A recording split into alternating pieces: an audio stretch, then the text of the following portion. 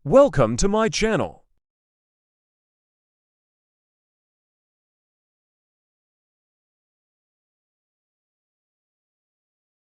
Assalamualaikum warahmatullahi wabarakatuh. Waalaikumsalam warahmatullahi wabarakatuh. Bismillahirrahmanirrahim. Alhamdulillahi rabbil alamin.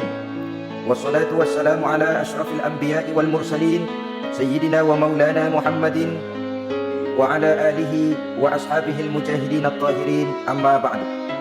Saudara-saudara kaum muslimin rahimakumullah, pada pertemuan terdahulu kita sudah membicarakan orang-orang yang menjadi teman-teman setan dalam kehidupan di dunia ini. Maka pada pertemuan kali ini kita akan membicarakan tentang siapa yang menjadi musuh-musuh setan di dalam kehidupan. Dengan satu catatan, berbahagialah mereka yang menjadi musuh-musuh setan, tetapi celakalah mereka yang menjadi teman-teman setan. Bagaimanapun juga di dalam kehidupan ini, apabila orang telah memproklamirkan bendera permusuhan kepada kita, maka kita tentu seharusnya bersikap waspada dan mawas diri. Demikian juga iblis dan seluruh bala tentaranya yang terdiri daripada setan-setan. Mereka telah mengibarkan bendera permusuhan kepada Nabi Adam dan anak cucunya, kepada kita umat Rasulullah sallallahu alaihi wasallam. Akan sengsara dan celaka jika kepada iblis dan setan yang telah nyata-nyata mengibarkan bendera permusuhan itu kita mengadakan toleransi, mengadakan kerjasama, dan menjadi budak yang memperturutkan kemauan daripada iblis dan setan. Siapa yang menjadi musuh-musuh setan dalam kehidupan ini? Inilah pertanyaan berikutnya yang diajukan oleh baginda Rasul kepada iblis. Hai iblis, kalau teman-temanmu adalah seperti yang telah engkau jelaskan tadi, sekarang cobalah beritahu saya, siapa di antara umatku yang menjadi musuhmu dalam kehidupan ini? Atas pertanyaan ini iblis laknatullah menjawab, ya Rasul, musuh-musuhku di antara umatmu, pertama anta ya Muhammad. Musuhku yang pertama adalah engkau, wahai Muhammad. Kenapa iblis mencatat Nabi Muhammad sebagai tokoh nomor satu dalam deretan musuh-musuhnya? Mudah dipahami. Pertama, keberadaan Rasul merupakan rahmah lil alamin, rahmah bagi lingkungan. Yang kedua, beliau berfungsi menyelamatkan manusia dari tempat yang gelap gulita, dari tempat kesesatan menuju tempat yang terang benderang penuh berisi petunjuk dan hidayah dari Allah Subhanahu wa taala. Maka menurut iblis, inilah manusia perintah pertama atas segala daya dan usahanya menggelincirkan manusia ke jalan yang dimurkai oleh Allah Subhanahu wa taala. Kalau kita baca sejarah, risalah yang dibawa oleh Nabi Muhammad ini memang merupakan risalah yang membawa rahmah bagi alam sekitarnya. Ada sedikit perbedaan dengan risalah-risalah sebelum beliau. Sepertinya risalah yang dibawa oleh para rasul terdahulu itu mempunyai efek yang langsung pada kehidupan di dunia ini. Nabi Nuh misalnya menyampaikan agama. Hai umatku, ini agama. Umat menentang, turun banjir yang menenggelamkan orang-orang kafir.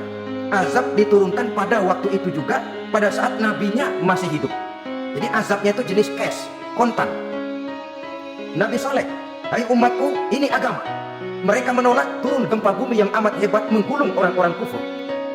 Nabi Musa, hai umatku, ini agama. Mereka menolak, sebagian ditenggelamkan di Lautan Merah, sementara sebagian lain dikutuk menjadi monyet-monyet yang hina, seperti diceritakan dalam Al-Quranul Karim. Lain dengan Rasulullah Sallallahu Alaihi Wasallam. Bagaimanapun kurang ajarnya umat yang dihadapi oleh beliau, bagaimanapun menentangnya jamaah yang dihadapi oleh beliau, azab tidak turun sepanjang beliau masih hidup. Ini merupakan jaminan dari Allah, wa ma kana Allahu liyu'adzibahum wa anta fihim. Allah sama sekali tidak akan menurunkan azab selama engkau wahai Muhammad masih hidup di tengah-tengah umatmu. Jadi keberadaan Nabi Muhammad merupakan jaminan keselamatan bagi umatnya. Selama beliau masih hidup, azab tidak turun bagaimanapun kurang ajarnya umat. Di sini sedikit bedanya dengan nabi-nabi terdahulu. Juga perbedaan dalam pola dakwah.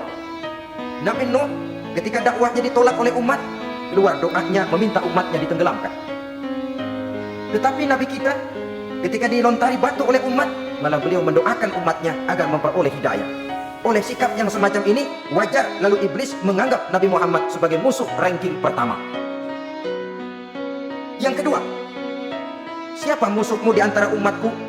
Yang kedua kata iblis, musuhku Muhammad imamun adil, pemimpin yang adil. Itu yang akan menjadi musuhku di dunia ini. Putus asa iblis menghadapi pemimpin yang adil. Tipu dayanya tidak terkena, segala tingkah polanya tidak diperturutkan.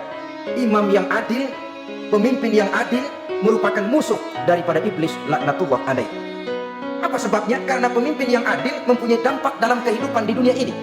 melindungi orang banyak, menenteramkan orang banyak. Makin aman, tentram, tenang situasi dan kondisi, makin mudah orang melaksanakan ibadah.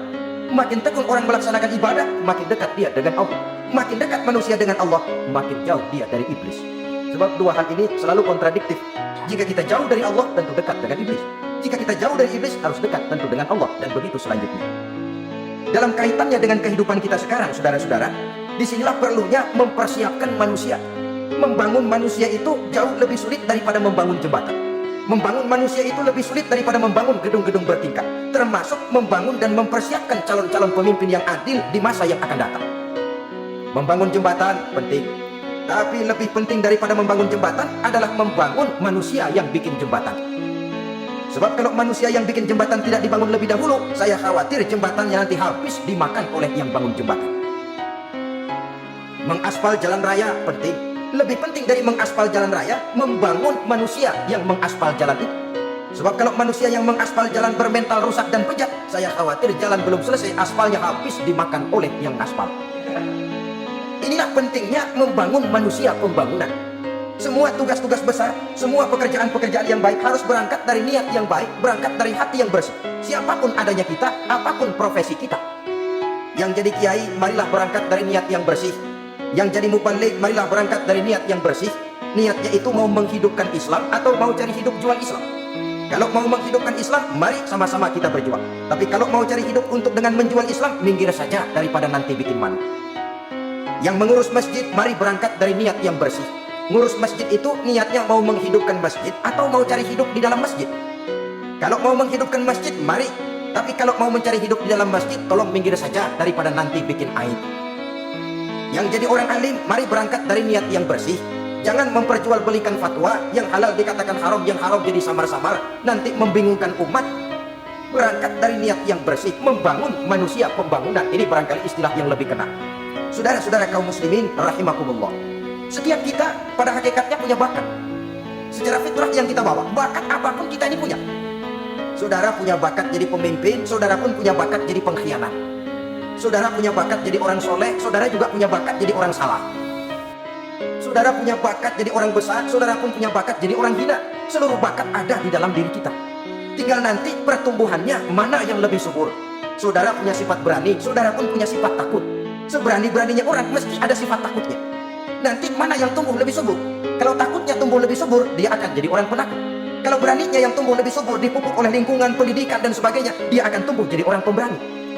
Oleh karena itu, agama merupakan lingkungan yang subur untuk menumbuhkan benih-benih yang baik yang kita bawa bersamaan dengan lahirnya kita ke alam dunia ini. Setiap kita, saya, saudara, punya bakat jadi pemimpin, punya bakat jadi pengkhianat, punya bakat jadi pengabdi, punya bakat jadi koruptor, punya bakat jadi pemelihara, punya bakat jadi perusak. Tinggal nanti lingkungan pendidikan yang menumbuhkan mana yang tumbuh lebih subur. Kalau lingkungan saudara lingkungan maling, maka sifat pengkhianat akan tumbuh lebih subur. Kalau nanti saudara jadi pemimpin, insya Allah korupsi. Lingkungan yang menumbuhkan sifat mengabdi, sifat berbuat tanpa pamrih, kalah. Dikalahkan oleh sifat pengkhianat dan korupsi itu yang dibentuk oleh lingkungan, pendidikan, pengalaman dan sebagainya. Oleh karena itu, secara dini agama menanamkan, menyuburkan fitrah-fitrah yang baik yang kita bawa bersamaan dengan hadirnya kita dalam kehidupan ini. Sebab itu seorang penyair bernama Syauqi mengatakan dalam sebaik syairnya, waladatka ummuka ya ibna adam bakian wan nasu haulaka yadhakuna surura. Hai manusia, pada saat kamu dilahirkan kamu menangis dan orang lain di sekelilingmu ketawa. Kakek senyum dapat cucu baru, paman gembira dapat keponakan baru, sementara kita yang lahir menangis. Betul apa benar? Apa ada saudara yang begitu dilahirkan terus nyengir? Saya kira kabur dukunnya. Setiap kamu hai manusia lahir dalam keadaan menangis, orang sekelilingmu tertawa. Karena itu katakan kepada mereka yang senyum di sekelilingmu, hai manusia, pada saat saya dilahirkan saya menangis dan kamu semua tertawa. Baik manusia. Tapi nanti pada satu saat harus terjadi kebalikannya. Kalau dikala saya lahir saya menangis dan kau semua senyum, nantilah manusia. Kalau satu saat saya meninggalkan alam dunia ini, saya akan berangkat dengan senyum dan kalian semua akan berurai air mata. Kalau perlu dari Sabang sampai Merauke kibar bendera setengah tiang. Kalau perlu, jangan terbalik, kita mati melotot orang malah gembira. Karena hidup selalu membawa sifat-sifat yang merusak. Inilah orang kedua yang menjadi musuhnya iblis dan beruntung menjadi musuh iblis. Siapa? Imamun adil, pemimpin yang adil. Saudara-saudara kaum muslimin rahimakumullah. Yang ketiga musuh iblis, ghaniyun mutawadhi, orang kaya yang rendah hati. Orang kaya yang tidak sombong. Kaya apa saja. Baik kaya oleh karena ilmu. Orang yang kaya karena ilmu disebut orang alim. Baik kaya karena materi. Orang kaya karena materi dinamakan hartawan. Baik kaya karena kedudukan. Orang yang kaya karena kedudukan dinamakan pejabat.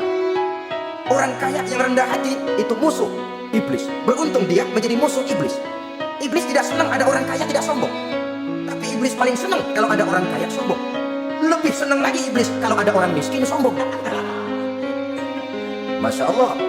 Orang kaya sombong, walaupun iblis senang, orang masih bilang pantas saja dia sombong, kaya apaan aja punya. Udah miskin sombong, kira-kira yang disombongin apaan? Dalam segala bentuknya sombong ini Allah tidak senang, tapi iblis senang. Kenapa? Karena sponsor sombong iblis. Kan yang pertama kali sombong iblis tuh. Ketika disuruh sujud kepada Nabi Adam, dia nggak mau. Ini kesombongan pertama yang terjadi dalam sejarah. Ketika ditanya kenapa kau tidak mau sujud iblis? Saya kan dibikin dari api, Adam dari tanah. I am the best. Saya lebih hebat daripada iblis, daripada Adam. Adam baru kemarin dibikin, saya sudah lama. Kata Allah, kamu sombong iblis, ini surga bukan tempat orang sombong. Keluar! Terusir dia dari surga. Jadi kesombongan pertama adalah kesombongan yang dilakukan oleh iblis. Dan dia tanamkan itu kepada kita supaya jadi orang sombong. Karena itu sombong ilmu Allah nggak senang, tapi iblis senang. Bentang-bentang ada ilmunya. Satu-satunya ustadz di sini ya. Semua mesti ngaji sama gue. Kalau nggak ngaji sama gue, Islamnya kurang tapi bener. Sombong karena ilmu. Sombong karena pangkat. Bentang-bentang pakai bintang di pundak, jalan pundak duluan. Yang wajar saja hidup ini. Sombong harta pun begitu. Kaum muslimin rahimakumullah. Orang kaya yang rendah hati dimusuhi oleh iblis, tapi dicintai Allah, dicintai Rasul, dicintai malaikat. Caranya bagaimana? Kembali kepada satu kesadaran bahwa pada saat terlahir ke alam dunia ini tidak ada yang pernah kita bawa. Kalau sekarang kita punya rumah, punya kebun, punya kendaraan, punya pabrik, punya segala macam benda, apa itu? Titipan. Pada suatu saat akan diambil kembali oleh yang menitip. Kalau titipan itu pandai kita jaga, pandai kita syukuri, titipan akan makin banyak. Sama juga kita dalam kehidupan. Kalau orang bisa kita percaya, saya mau pergi ke luar negeri, rumah saya titip kepada tetangga. Saya pulang dari luar negeri, isi rumah tetap tidak berkurang, malah dibersihi, malah disapu, dihilangkan kotorannya. Tentu bukan main syukur saya, giran saya. Akan bertambah kepercayaan saya untuk menitipkan apa saja. Ini makna la in syakartum la azidannakum wa la in kafartum inna azabi lasyadid. Kalau kamu pandai bersyukur, aku tambah nikmat. Tapi kalau kamu ingkar, azabku teramat pedih. Artinya apa? Nikmat bisa berubah menjadi azab kalau kita tidak pandai mensyukurinya. Ma'asyiral muslimin rahimakumullah. Orang yang kaya ilmu lalu rendah hati, tidak selalu ingin menonjolkan diri. Kadang-kadang yang tanggung ini yang bikin berabe. Alim bener enggak, geblek bener juga enggak. Yang sedikit-sedikit mau nonjolin diri. Kalau nggak jadi imam nggak mau ke masjid, nggak jadi imam nggak mau ke musola. Pokoknya kalau nggak jadi imam marahan sama musola. Macam mana? Saudara-saudara kaum muslimin rendah hati, tidak selalu ingin menonjolkan. Sebab orang yang selalu ingin menonjolkan dirinya biasanya orang yang kekurangan kepercayaan kepada kemampuan dirinya sendiri. Dia selalu ingin dinomorsatukan, dia selalu ingin ditempatkan pada ranking teratas. Dia tidak percaya diri. Orang yang percaya diri dapat bersikap wajar dalam kehidupan. Begitu juga kaya karena harta, dengan menyadari bahwa harta bagaimanapun banyaknya titipan dari Allah, pada suatu saat akan kembali. Dia harus dimanfaatkan sesuai dengan kehendak yang menitipnya. Begitu juga kaya oleh karena pangkat, kedudukan dan jabatan. Pada suatu saat jabatan itu akan hilang dari diri kita. Karenanya sering saya jelaskan bahwa pangkat di dunia ini yang paling tinggi pensiun. Titel yang paling akhir almarhum. Saudara setuju atau tidak, titel itu akan saudara dapat. Bagaimanapun kita cinta kepada pangkat, kedudukan, entok pada akhirnya suatu saat akan sampai kepada posisi yang namanya pensiun. Kalau sadarlah kita kepada pemikiran ke arah sana, maka untuk mencapai kekayaan, baik kekayaan harta, kekayaan kedudukan, tidak lalu menghalalkan segala cara untuk mencapai tujuan, tapi dibatasi oleh norma dan kaidah yang harus dia taati, baik kaidah agama maupun kaidah bernegara. Inilah orang ketiga yang menjadi musuhnya iblis, orang kaya yang rendah hati, orang kaya yang tidak sombong. Yang keempat, saudara-saudara, tajirun shadiq, pedagang, pengusaha yang jujur. Iblis gudeg betul, benci bukan main sama pengusaha, sama pedagang yang jujur, yang tidak mengurangi timbangan, tidak nipu pembeli, tidak barang yang jelek dibilang bagus, atau yang bagus di atas yang jelek di bawah, atau dicampur yang baik dengan yang jelek supaya kelihatan semuanya jadi baik. Semua orang ingin untung, tidak ada kecuali siapapun orangnya, dan itu wajar. Setiap manusia ingin mendapat keuntungan, kalau perlu dengan modal minimal mencapai keuntungan maksimal, seperti yang diajarkan oleh teori ekonomi. Itu kan yang namanya produktif kan. Satu usaha dinamakan produktif, bagaimana kita mengeluarkan modal minimal bisa mencapai keuntungan maksimal. Silakan. Bahwa manusia ingin untung itu insting, naluri, fitrah. Tidak ada orang yang mau rugi. Tapi cara mencapai keuntungan itu yang membedakan antara seorang muslim dengan yang bukan muslim. Sudah pernah saya sampaikan, apabila kaum pengusaha, para pedagang sudah dijangkiti penyakit yang tidak jujur, yang akan timbul adalah kekacauan ekonomi. Kekacauan ekonomi bisa menimbulkan revolusi sosial, dan revolusi sosial merupakan kiamat satu generasi. Semua kericuhan hampir bermuara dari perut, dan itu ekonomi. Orang nodong perut, orang korupsi perut. Ya walaupun korupsi kalau sudah kelas kakap tidak lagi sekedar urusan perut. Ya perut apa yang diurusin kalau korupsinya miliaran itu? Perut jin barangkali. Saudara-saudara kaum muslimin rahimakumullah. Oleh karena itu, pedagang yang jujur, pengusaha yang jujur, ini merupakan musuh iblis. Iblis tidak senang kalau ada pengusaha yang jujur. Iblis tidak senang kalau ada pedagang yang jujur. Tapi iblis akan tepuk tangan kalau pedagang sudah selingkuh, kalau pengusaha sudah nipu. Ada orang bilang, sekarang mah kalau jujur-jujur bener nggak makan apa-apa dong kita. Sebab katanya jangan lagi nyari yang halal, sekarang yang haram aja serat. Rupanya sering masang undian nggak pernah kena. Lalu bilang jangan yang halal, yang haram aja nggak kena katanya. Sebenarnya bukan itu masalahnya, saudara-saudara. Bukan itu masalahnya. Masalahnya ialah bahwa kejujuran membawa keberkahan. Ini kalau kita berpikir dengan kacamata agama. Keberkahan merupakan sumber ketenangan. Dan ketenangan ini tidak bisa dibeli dengan materi yang bagaimanapun banyaknya. Walaupun kita punya percetakan duit, ketenangan itu nggak bisa dibeli.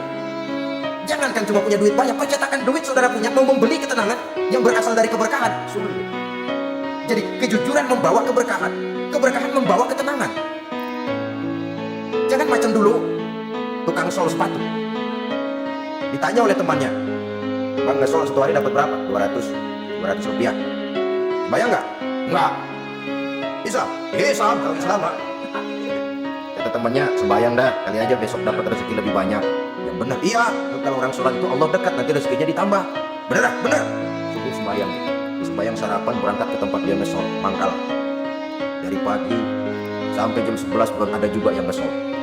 Mulai bimbang hatinya. Katanya kalau sembayang rezeki tambah, tadi sembayang subuh sampai dini hari belum ada yang ngesol.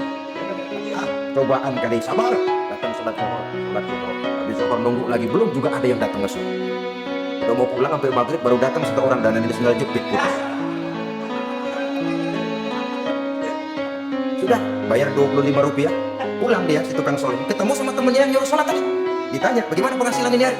Apa dijawab? "Gua kapok deh sembahyang.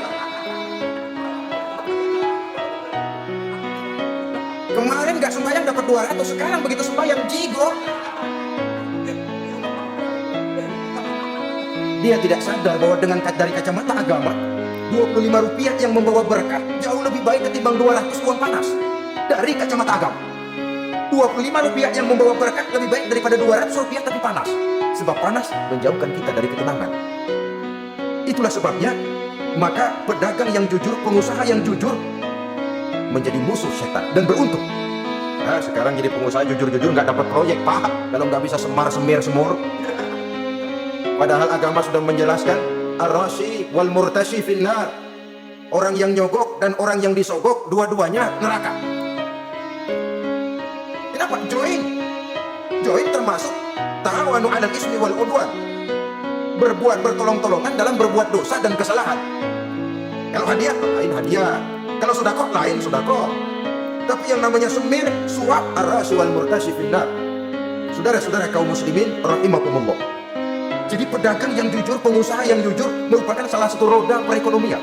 Kegoncangan ekonomi akan menimbulkan dampak sosial yang sangat luas dan kompleks.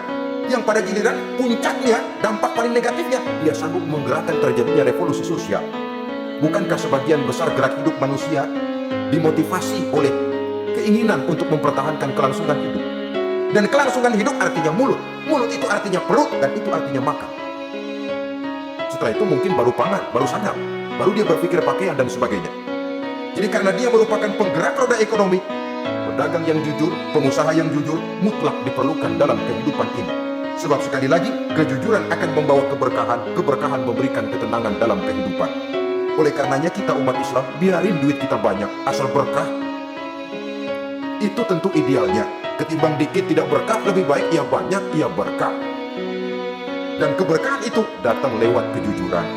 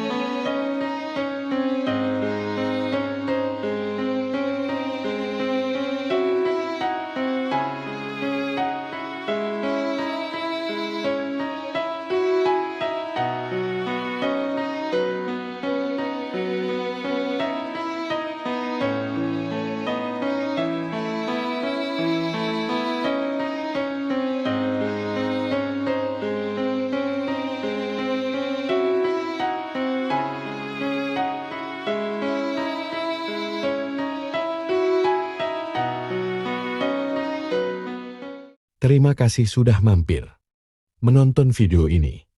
Semoga kita selalu dalam perlindungannya EMDN.